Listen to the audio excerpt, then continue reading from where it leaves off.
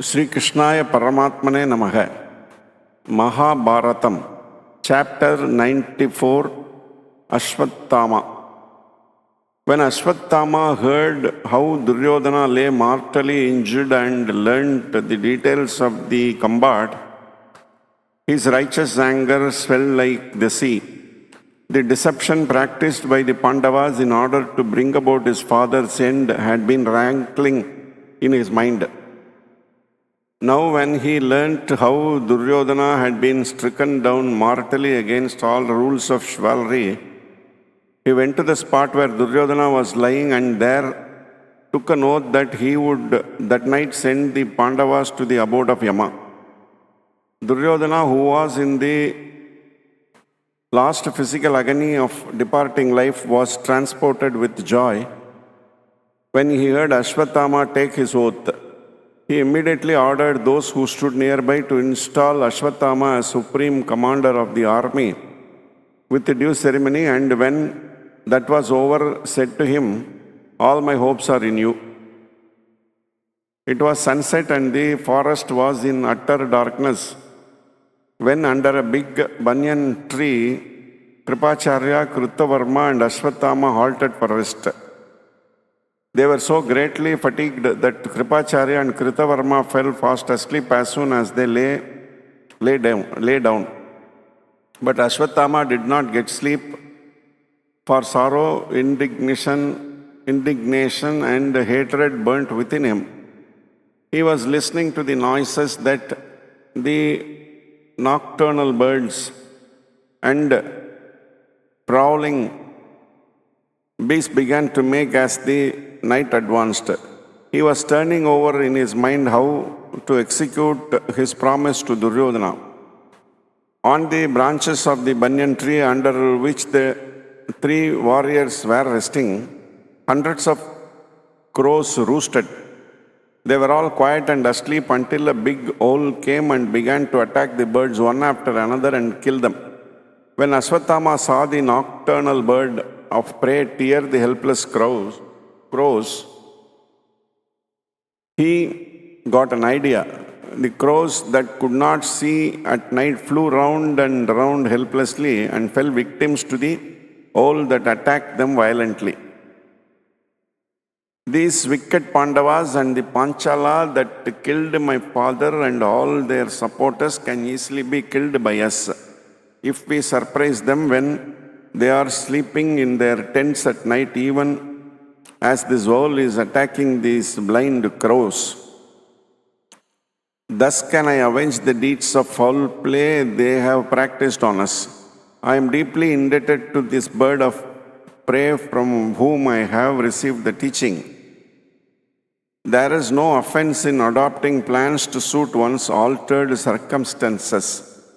If we can lawfully attack an enemy when his enemy is tired or when his forces are scattered, why then should not we, who have lost our armies, attack our enemies when they are asleep? There can be nothing wrong in it. Indeed, it is only thus that we can punish and defeat these Pandavas who have achieved success through foul play. We have no other course open.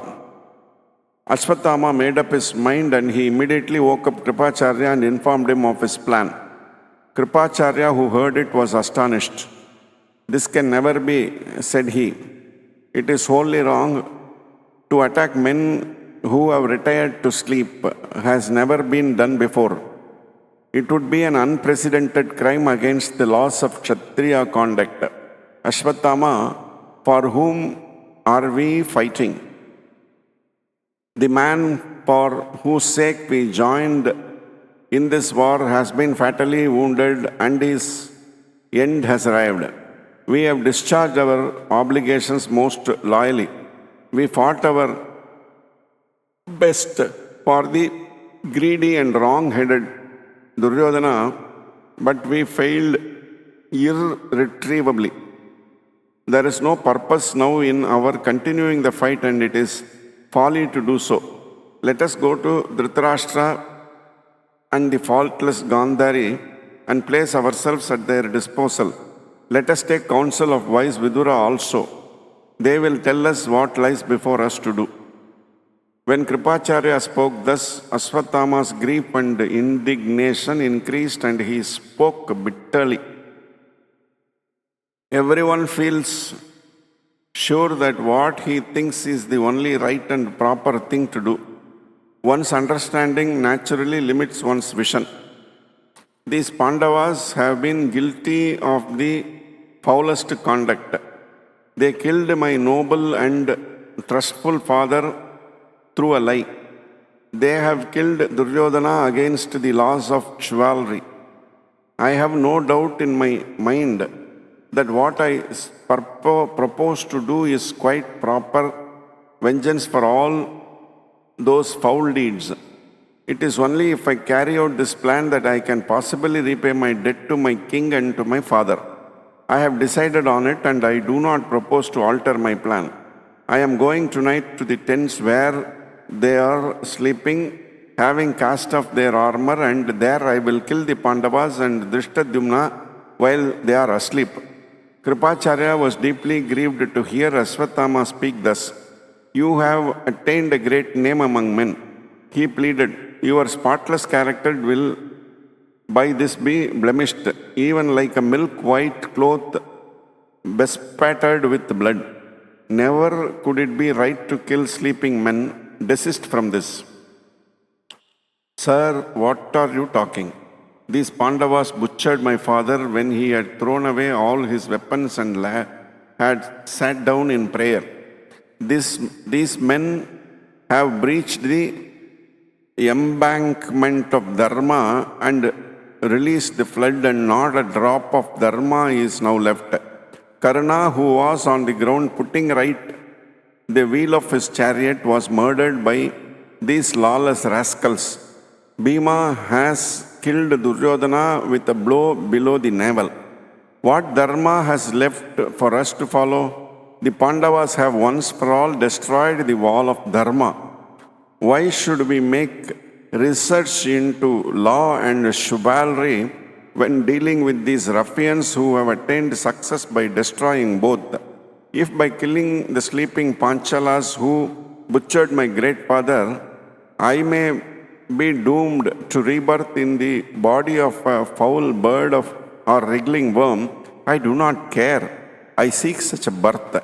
Saying this, and without waiting for an answer, Aswattama proceeded to harness his horse and get his chariot ready to start. When he was about to leave, Kripacharya and Kritavarma cried, Stop!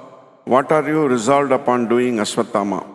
We cannot approve of it, but neither can we desert you in your desperate enterprise.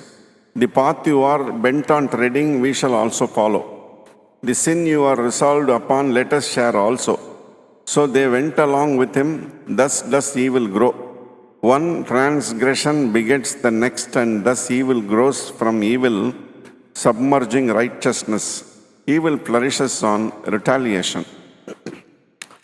They reached the Pandava camp.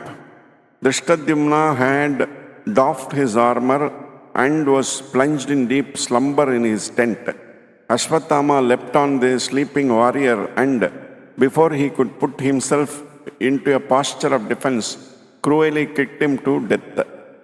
The same process was relentlessly repeated until all the Panchalas and all the sons of Draupadi were killed one by one when they were plunged in sleep in their tents. After having done this deed, the like of which had never before been considered possible among Kshatriyas, Kripacharya, Kritavarma and Aswattama came out of the tents and set fire to the camp. When the fire spread, the sleeping soldiers were awakened and fled hither and thither in confusion, even like the crows on the banyan tree under which they had rested in the forest, and they were mercilessly slaughtered by Aswattama. We have done our duty, said Dronacharya's son. Let us go and give the glad news to Duryodhana. If we can reach him before he expires, let him die pleased. The three of them accordingly hurried to Duryodhana. This completes chapter 94. Om Namo Bhagavate Vasudevaya.